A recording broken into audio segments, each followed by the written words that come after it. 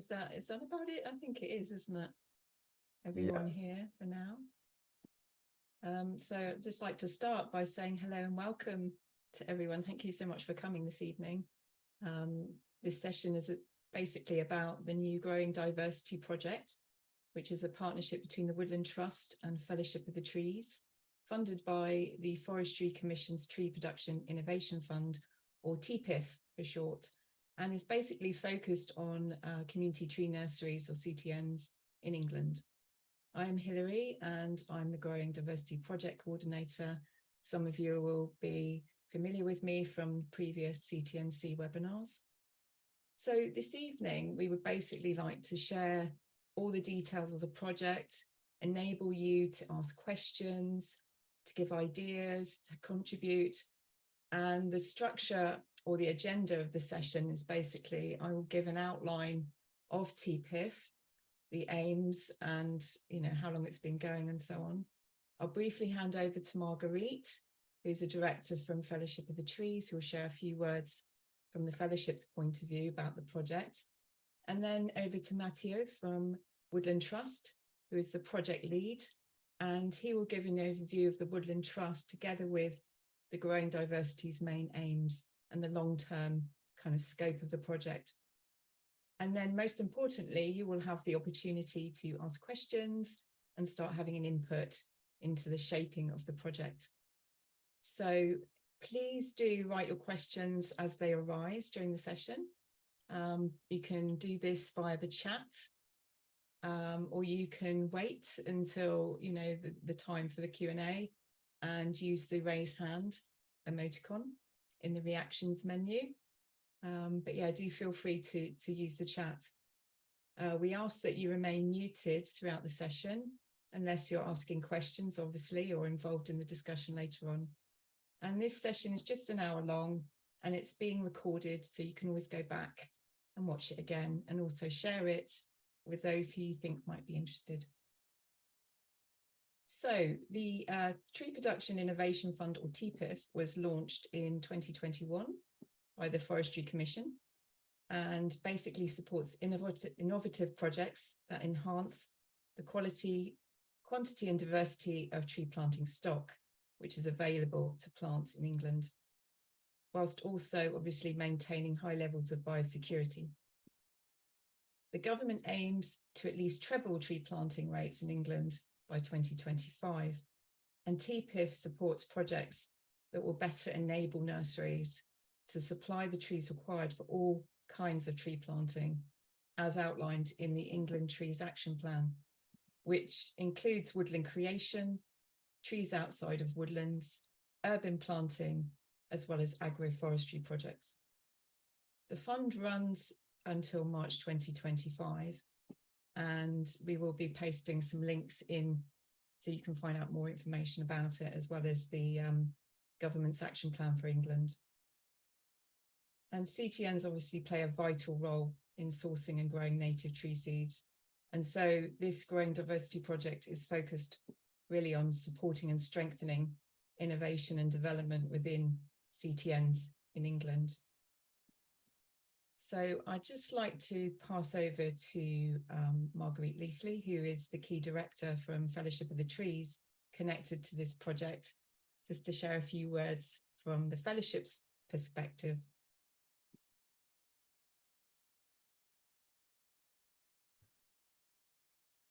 Thank you so much, Hilary. Hello, everyone. Thank you so much for joining. Hope you're all having a wonderful evening so far. So many of you might not have seen me before. I'm one of the directors of the Fellowship of the Trees, CIC.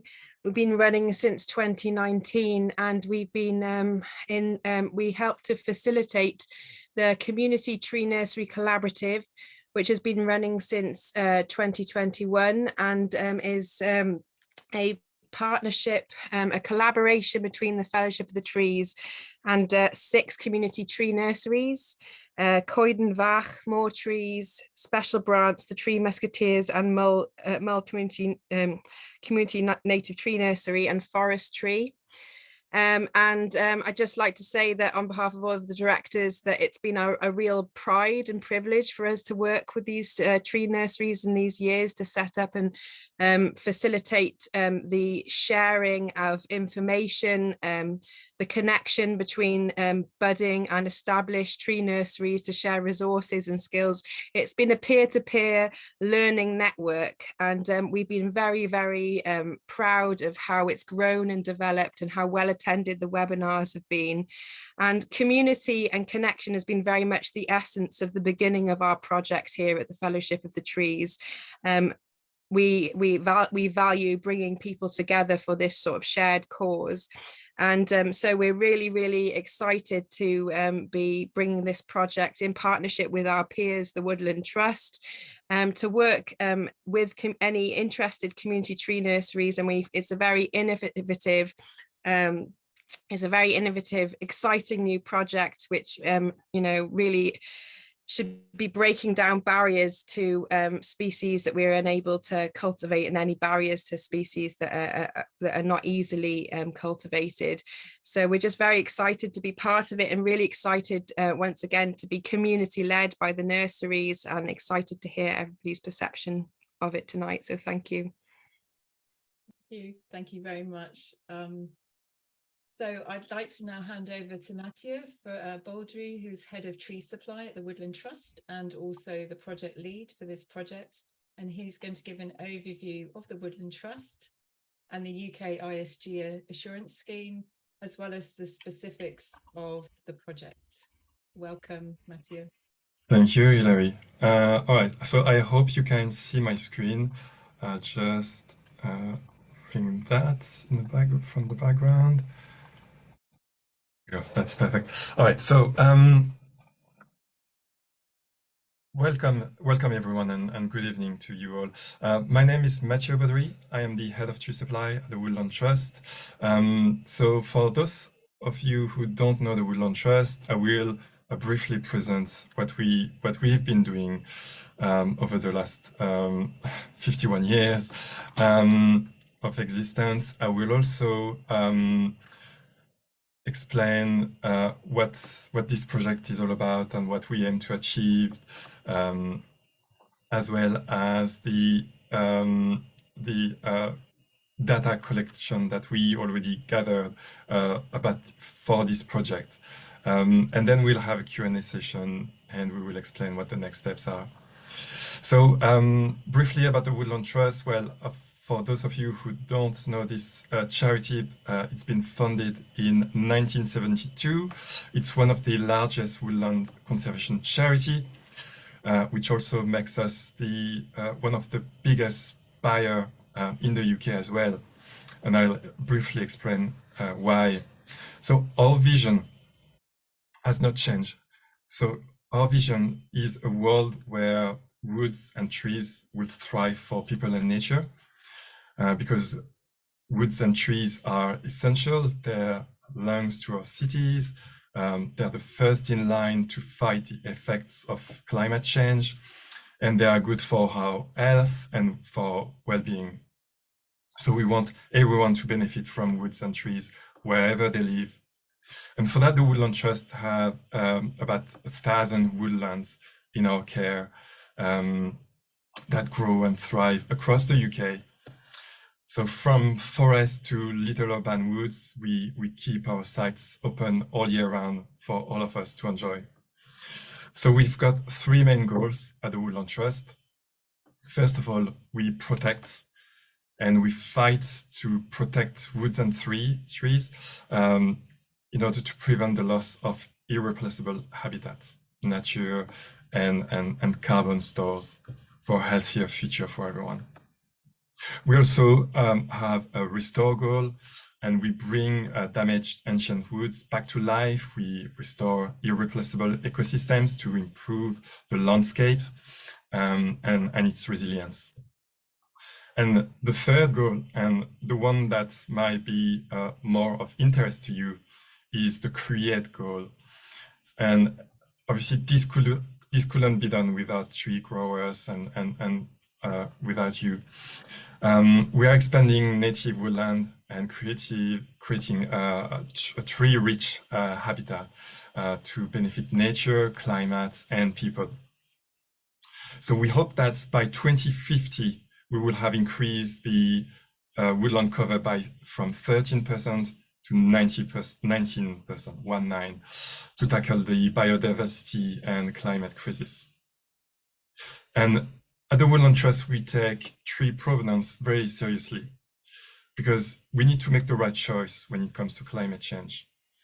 So the tree provenance choice is a vital tree planting decision with potential benefits, with risks, but also with long-term consequences. And we know that advice in the sector on conservation for tree provenance selection can be contradictory, between a lot of organizations, and they all have their own approach. But here at the Woodland Trust, our position on this issue is based on selecting suitable UK provenance to promote adaptation and resilience, and to reduce the pest and disease risks from imported seeds, saplings, and trees. So when it comes to genetic variation, we know it's high within populations of UK native trees because it indicates a high capacity to adapt, change, given the right conditions, such as regular cycles of natural regeneration. That's why we strongly advocate against import of planting materials. So some of the examples that the Trust does as part of the Protect goal is that we encourage the UK and Ireland source and grown assurance scheme that you may have heard of, in order to minimize the risk of importing pests and disease. We also encourage and enable everyone seeking to plant trees to have access to this UKSG planting stock.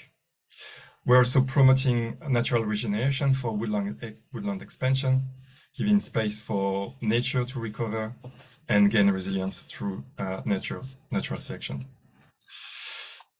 And we are supporting tree nurseries of all kinds to supply the trees that we need for the project that we work on all across the UK. But today we will be focusing on the England country, because that's the project that's been funded by Forestry Commission. So we understand that CTNs have a key role to play at increasing tree cover in England. And the Woodland Trust, in partnership with Fellowship of the Trees, we would like to support any existing and future CTNs to make sure that they are well established, that they are financially viable, and they also contribute to the local economy and fully integrated within the different communities. And we know that community tree nurseries don't necessarily compete on the same segment as big commercial nurseries. They are likely to offer cheaper prices, but CTNs have a lot of assets that they can play with. They are able to offer different products, different services, and they are very strong at offering locally sourced, locally grown specialist stock. A stock that can be difficult to grow or will require some care, some attention, using sometimes community volunteers. So it's important that community tree nurseries find their unique selling points so they can remain sustainable. Community engagement is also a key part of this project. And we know that these are the key social aspects that are increasingly recognized among the tree buyers, like the Woodland Trust. So we know that using volunteers to help with seed collections, growing on, tending the growing stock, as well as marketing, that will provide the opportunities for acquiring skills, learning about the natural environment, engaging with healthy outdoor activities. So the aim of this project is not only for us to share that knowledge, but also to give that opportunity for our volunteers to to contribute to the fight against climate change. So I hope I managed to give you a brief overview of what the Woodland Trust is and what we really care about. Now, I'm going to discuss more about the project and the long-term aspirations. So some of you probably know that there's been a research study carried out by Forest Research and commissioned by the Norfolk County Council as part of the Trees Outside Woodland program. So this research is currently helping to investigate how community tree nurseries might contribute to satisfying the increasing demand for trees across Britain. And they published an interim report that suggests that at the moment there is a very poor level of understanding about biosecurity issues and what that means for the community tree nurseries and the production practice. So that's something that we need to tackle. And some of you who may have contributed to the survey also mentioned that there is a worry of covering the cost of nursery establishments, of covering the cost of nursery infrastructure, and providing financial and other supports for maintaining the staff and the volunteer numbers. So we fully understand that. And some community tree nurseries that were part of the survey also mentioned that training and the nursery skills, the biosecurity, the leadership, and the nursery management was really key, a key factor for success. And the reports also suggested that it's important to connect CTNs and members to a wider community of practice. So we took that into consideration when we started talking with our partners at Fellowship of the Trees, Hilary's and Margaret. And we came up with a vision. And that vision is to unite and to coordinate with community tree nurseries to gather seeds in which there is little or no seed collection taking place, and to understand and overcome the bias when propagating how to grow species through training, networking, and support of all kinds to CTNs and to fill a gap in the forestry sector. So the outcome and the measure of success for this program will be, there will be several of them.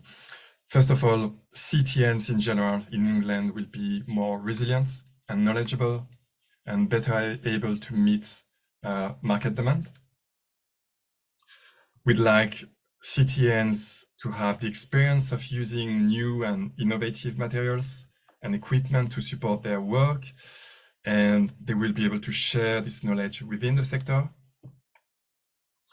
And we like tree buyers to have a wider availability of native broadleaf tree species that have been collected locally and grown following best practice of biosecurity measures. And finally, we want genetic tree diversity to improve nationally, as the seeds have the genetic traits that help trees to thrive in native conditions, whether they are coastal, urban, or mountainous. And for that,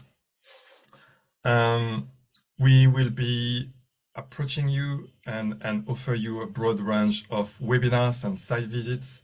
So some of the topics that we could discuss with you could be nursery administration, finance, biosecurity and quality assurance, forecasting and demand planning, seed collection, seed processing, pricking out and potting on, growing cellular versus bare root trees and which strategy to adopt. Lifting and planting trees is also a key aspect of the supply chain, and finally transporting trees. So we hope that there will be a topic, a webinar for everybody. So this project will have a funding allocation and a grant for capital up to £500 per CTNs for those who are eligible for that, and more information will come soon around this grant. The way we will approach this project is that we will have a blended approach of learning, resource development, and skill sharing. We will hopefully source and grow species that are difficult to cultivate, but that have both a commercial value and that important native heritage species within the England's landscape. And for that, we will also explore the challenges that community tree nurseries face when they are collecting, cultivating, and selling the trees. We also explore the reasons why, how to find your unique selling points, as I mentioned, and the reason that large commercial nurseries do not collect seed in certain local areas, either because it's inaccessible, the terrain can be difficult, or it represents financial risks. And we will also explore the reason for certain species being currently excluded, either because they are hard to cultivate, because they have a slower growth, or because they incur a lot of fixed costs to ensure survival. So we will investigate all that with you, and thanks to you and for you, and explore these reasons in greater details, and explore and develop a comprehensive plan, hopefully, because the project will end in March 2025. So for that, by March 2025, we will hopefully produce some print resources for you. We will produce videos that we will post on the Fellowship of the Trees website, as well as YouTube. I'll just take a breath for 1 sec. So there's been a recent DFRA project called Sustainable Seed Sourcing Project back in 2021, which examined the seed sourcing sector and the approaches, and they made some recommendations to enhance the quality, the quantity, as well as the diversity of tree seed supply. So they managed to develop some priority actions for 23 native trees and shrubs, where there is UK demand for creation projects and a lack of consistent supply.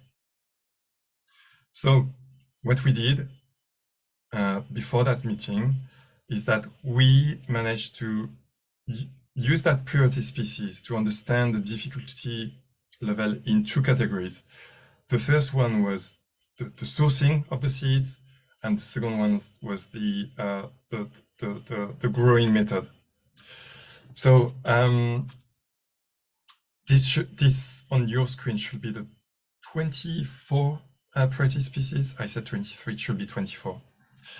So we asked different commercial tree nurseries, and we also looked at the Woodland Trust experience for getting those broadleaf priority species. And we managed to categorize them in a matrix.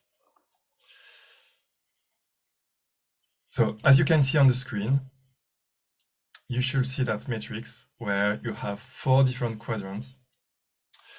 And so this will be the starting point for us to understand where the priorities are when it comes to the difficulty for sourcing the seeds and for growing the trees. So you can see here on the left, there is low seed availability, high seed availability, and at the top, you can see whether it's easy to grow or difficult to grow.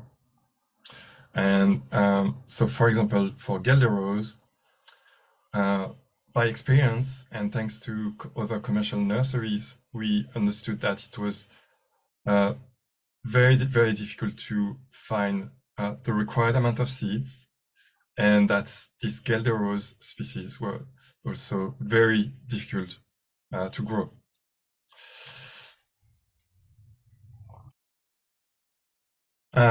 We will try to adopt 3 different strategies when it comes to those 24 species. As you can see, there are 4 quadrants, but only 3 priority species.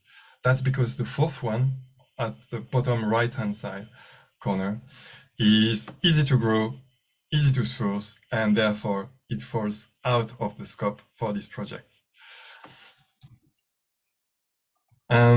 So don't hesitate to leave a comment in the comment section or in the Q&A section if there is one. Let me know if you agree with that, but otherwise we will have a chance to discuss that in more details in the next 2 months.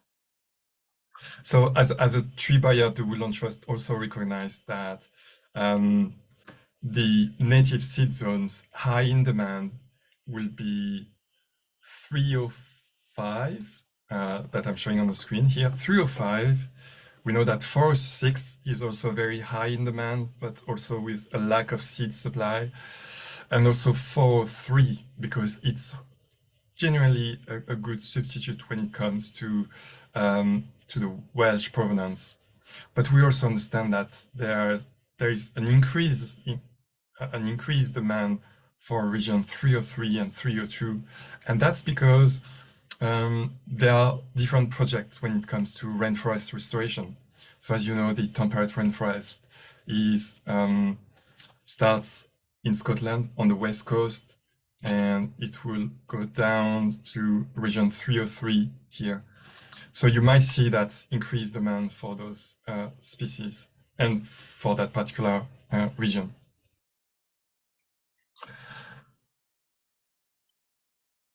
Well, now we're just a bit earlier. We're right on schedule, I think. We are now going to have a Q&A session. I'm sure that some of you may have some comments about what I've said earlier or about the scope of the project. So now is the time for us to talk in more details about the project. Thank you. Yes, we do have some comments and questions already in the chat. Also, I'd like to just draw your attention to the fact that we have a poll, which is just a few short questions, which we'd be really grateful if you could answer, between now and the end of the session. So I think Taliesin will be able to share that with you momentarily. Do that now. Thank you. So I'll just have a quick look at the chat while we're doing that. Hi, Alex Hewitt, I think from Thames Chase Trust. He's asking how long the project's expected to last. That's correct. Yeah, March 2025 is the date. So that's right. Hi, Will, from the Tree Council. You're mentioning about hedging species. I think that's more of a comment rather than a question, possibly. Yeah, sorry, that was just a comment. Nice to see you, Will. You too. Very, very true. I think I've answered Jen's question. Sadly, yes, it is just CTNs in England for this particular project. Hi, Peter. You've mentioned about aspen. Aspen being easy to propagate through cuttings. And Alex. Sorry, Hilary, if I may jump in there. So it was just because it was a difficult one to sow, I believe. So I've never sown them, but they sucker up like anything. So is it worth cloning them rather than trying to change the viability of them? Or I don't know. It's a question. It's a very interesting question, and thanks for asking. I think whatever we decide to do, I think aspen falls in the category that is difficult to grow anyway. So I think this could be a very good species to focus, whether it's cloning or cutting or growing from seeds, because this is also very high in demand, for which we struggle to get that particular species from bigger, wider, larger community, larger commercial nurseries. So, and if you believe that if you struggle to grow, for example, aspen, and if some of you know how to grow aspen with a lot of success, I suppose that's the whole point of this project, is to bring all of us together and to facilitate the links between the people who have this gap in the knowledge and the skills, and the persons who have all that knowledge. And ideally, we'd like that knowledge to be shared in this network. But if there's nobody who can actually offer that knowledge, we are more than happy to look outside of the community tree nursery world, and because we've got some very good networks with larger nurseries, with the conservation works and colleagues. So yeah, we will be doing that. Thank you. So Alex here is saying, you know, the availability of seeds is kind of subjective based on local areas. He's saying we have lots of Guelder rose, but always struggle with hazel. Does the project support cuttings as a method of propagation, or is it focused just on seed collecting?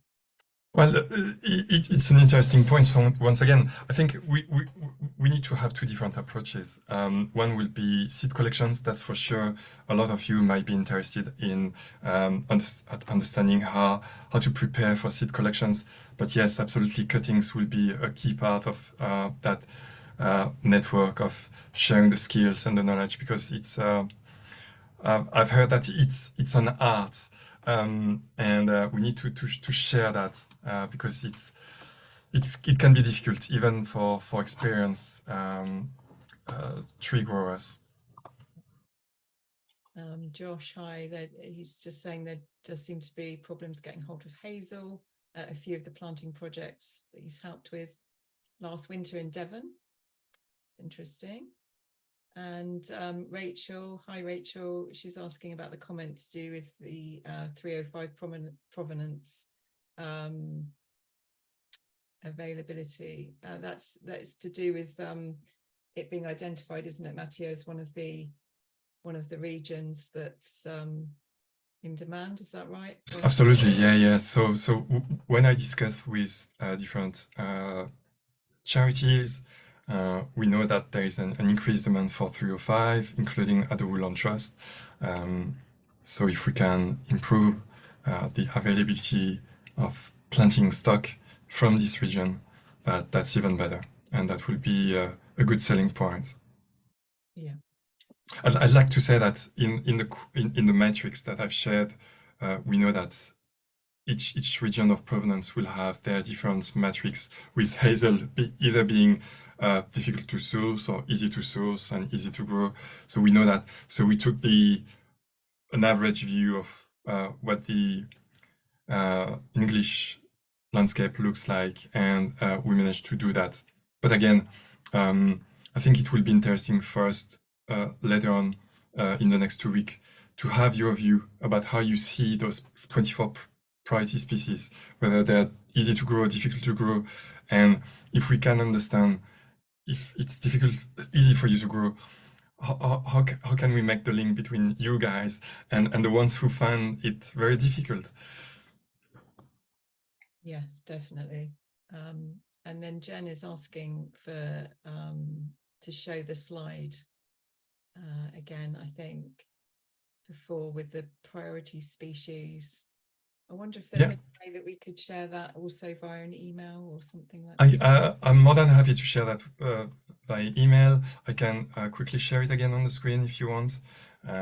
So these are the priority species. Hold on a sec. Share. So you should be able to see my screen. Yeah, can you see my screen? So that there is alder, aspen, beech, bird cherry, blackthorn, field maple, Scots pine, wild apple, wild service. Yeah, I'll share that. We'll share that with you. Could I also get slide 5, please? Sorry for jumping in. Yes, absolutely. You'll get slide 5, and what will be actually interesting is that if you could give us, just tell us what you think, and actually it would be even better if you could do the exercise of, plotting in the each of those priority species, in this quadrant, whether there is a high availability of seeds in your area, and if you find them easy to grow. And I think the exercise will be even more accurate with you. Yeah, that's a good idea. And Alex is also mentioning that it might be good to send around the list of priority species as part of the project so that everyone can understand the value of what they're already growing in their CTNs. Yes, well, I'd like to say that. So priority species, what I mean by that is that they have been recognized for their from a conservation point of view, because they are not as widely used as they used to be, because there is a lack of seed stands, and because they are very difficult to grow. So that's how we consider those priority species. And that's been defined by the Forestry Commission. So these are not necessarily the priority species that the Woodland Trust consider as a buyer, but the good thing is that these are for the wider sector to focus on, and we will share that with you. As you can see, oak is not one of them, but it doesn't necessarily mean that you cannot produce oak if there is demand in your local area. Rachel's asking if we have a list of priority for each separate area on the map. I'm assuming she means the provenance zones that we've identified. Well, so on the screen, I've just shared with you all the seed zones across the UK. We will be we still need to figure out how to approach that, because we know that there are a lot of community tree nurseries in the southwest, and we know that southwest provenance is really key for charities in the conservation world, but also from other buyers' perspective. And we aim to support all the community tree nurseries in England, but we will have to focus our attention on 3 native seed zones. But the webinars will be free for all. So we will have to come up in the next few weeks with the list of all the native seed zones that we are focusing on. There are 2 aspects in that. First, we will be looking at the cluster of nurseries in this area, because we want, obviously, if there is no nursery, there is no point to focus that effort on. So we will be considering the number of community tree nurseries, as well as the ability for us to source this particular provenance. Yeah, thank you. And Will, would you like to ask a question? Hi, yeah. So we are running our Growing Together Community Tree Nursery grant at the moment at the Tree Council, which is focusing on helping community tree nurseries work with schools, or with schools to to kind of develop their tree growing capacity, growing trees from seed. So that's based in England as well. And yeah, I think there would totally be scope to combine the two things, where if there could be a coupling of funding where we could both work with tree nurseries who might have the skills to be able to grow these harder to grow species, and also provide engagement and skill learning opportunities and enthusiastic labour from schools. Could be some good crossovers. So if you're interested in potentially joining forces on some of those, we'd obviously love to talk about that going forward. I think it's important, Will, that we discussed that in more details. I was not aware that about the scope of your particular project on from this funding, but it sounds very, very exciting to work with local schools. And as I said earlier, community tree nurseries should be integrated, should be embedded within those communities, and obviously schools are part of those communities. There's the question of tackling climate change and making the mind of people shift, and we know that the younger generation is very keen on those environmental aspects. So this is something that we will have to explore, but I can't say yes, I can't say no, but it sounds like a very exciting opportunity, yes, for projects. It'd be good to chat. Yeah, it's funded through the Trees Call to Action Fund, which is kind of delivered to us through the National Lotteries Heritage Fund. But yeah, it covers it. Yeah. All right. Well, we've been in touch before, so yeah, let's catch up soon. Yes, absolutely. Sounds good. Thank you. That's wonderful. Josh is saying that some of us are definitely luckier than others when it comes to seed availability. Notes that some areas have a good amount of some of those priority species. Will there be a need to send seed to areas where species are very rare? Sorry, can you repeat the last? Will there be a need to send seeds to areas where the species are rare or rarer? Well, that's a good question.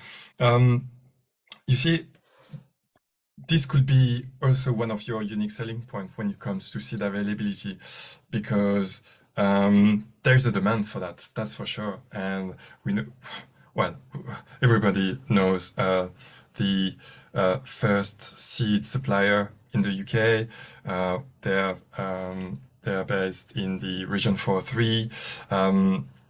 So there are two things to explore. One is to use this community network and send seeds directly from one to another, or to use the seed supplier for a start, or any other seed suppliers as a hub, but with the risk of distributing seeds for other purposes rather than conservation and charitable works. So there are two things to explore, but yeah, that sounds like a great idea. Just on a slightly different note, I'm just noticing that there might be an issue with people accessing the poll. I'm not sure if everyone's been able to access it. Sophie's mentioned that she can't actually complete hers at the moment, so I don't know. I'm just working on that now. All right, lovely. I'll let you know in a second. Thank you. That's great.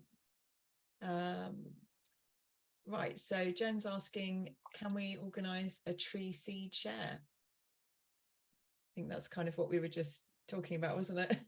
Tree seed share, yes, yes, absolutely. Well, you know what, I should take some notes here, because that seems like a great idea. A tree seed share, yes, absolutely, and we know that we need to better work together. We need to communicate more effectively, and we need to not only share our skills and our resources, but we need to be able to collectively come up with one voice, and to be able to understand and to tackle the challenges that the government's report have published a while ago when it comes to uncertainty of demand, seed supply, getting skilled staff. So I think most definitely community tree nurseries have a role to play in that. Yeah, definitely. And so Alex is asking if it's going to be before the new year when we expect to know, you know, the webinars and potential site visits for next year. Yeah. So what's going to happen? Well, we haven't discussed the next steps yet, but I can already tell you that we'll be sending a short survey to all those existing community tree nurseries in England, where we will ask where the gaps are when it comes to, and we will ask you to be as honest as possible, because this is very much a bottom-up approach where we consolidate all the feedbacks, we coordinate and we analyze the data so we can make the link between that knowledge and the person who requires them. So we will be sending that survey hopefully in the next 2 weeks, following which we will analyze and we will have another roundtable and maybe a webinar one at the end of November. And we will explore in more details what you need, and what the community tree sector needs. Following that, we have some commitments against the Forestry Commission. So we need to create at least 3 webinars or 4 webinars by March 2024. And we also want to organize 3 field sessions. So you can expect, considering the logistics of it, maybe 1 in December, potentially the first half, then 1 in January and 1 in February will be a good time. We hope it will be a good time, but we understand that tree nurseries are usually busy during that period. Yes, so we'll definitely be keeping in touch with everyone, certainly who's registered for this event and in our network about everything going forward. So we'll be definitely keeping in touch. Rachel is asking if biodiversity would be threatened by sending seed from one area to another, in particular white beam, which has special variations in different areas. That's a good question. We can ask, or I can ask my conservation team. But you know, when it comes to seed suppliers, they will arrange seed collections all across the UK and sell it to whoever is interested. So I don't think there are risks at doing that, but it's more about resilience for trees. So if you gather and collect seeds from 3 or 5, the tree, the sapling, may not be very resilient when if it's being planted in the north of Scotland, for example. So it's all about, you know, understanding what the seed supplier advice is when it comes to the purchase of and the supply of seeds, and what the buyer wants.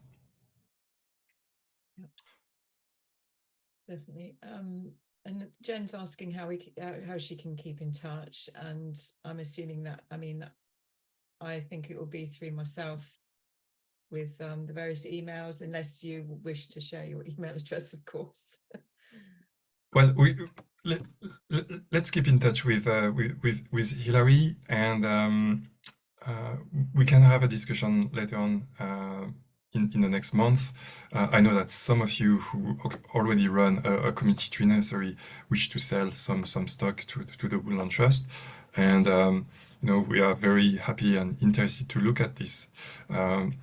But you know, as I said earlier, there is a UK and Ireland source and grown assurance scheme, and we simply from a risk management point of view, we want to make sure that we are dealing with well-established nurseries, but also making sure that the biosecurity aspects are not undermined.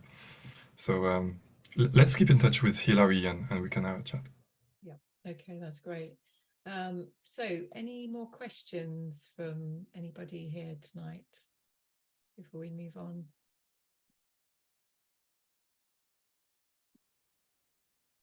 Have you all managed to fill out the poll? Sharing that Yeah. now.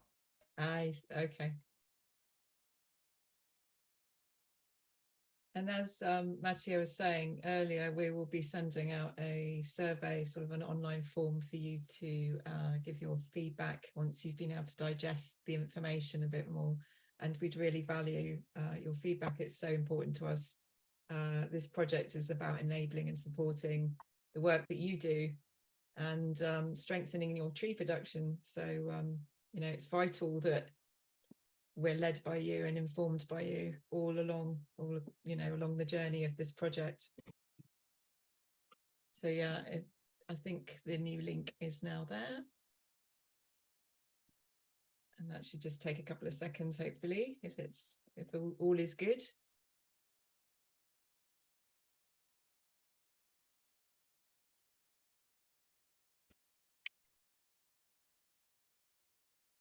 So thank you, Matthieu. Thank you, Marguerite. Thank you, everyone, for coming. Thank you. It's been really good. It's lovely to see so many of you. And obviously, as I said, the recording will be available within the next few days on the Fellowship of the Trees YouTube channel and on the website. And I'll send out a link to that via the Eventbrite email system so that you can just click and get there quite easily. Thank you for all the positive comments. It's really nice. And we will save the chat as well, I think, so that we can capture everything. So if there's nothing else, I'd just like to say thank you from all of the project team here. And we look forward to seeing you at the first official webinar. And we'll obviously keep you informed about that in due course. Great. Have a nice evening, everyone. Thank you. Thank you, everyone. Thank you. Bye-bye, everyone. Thanks all. Thanks, everyone.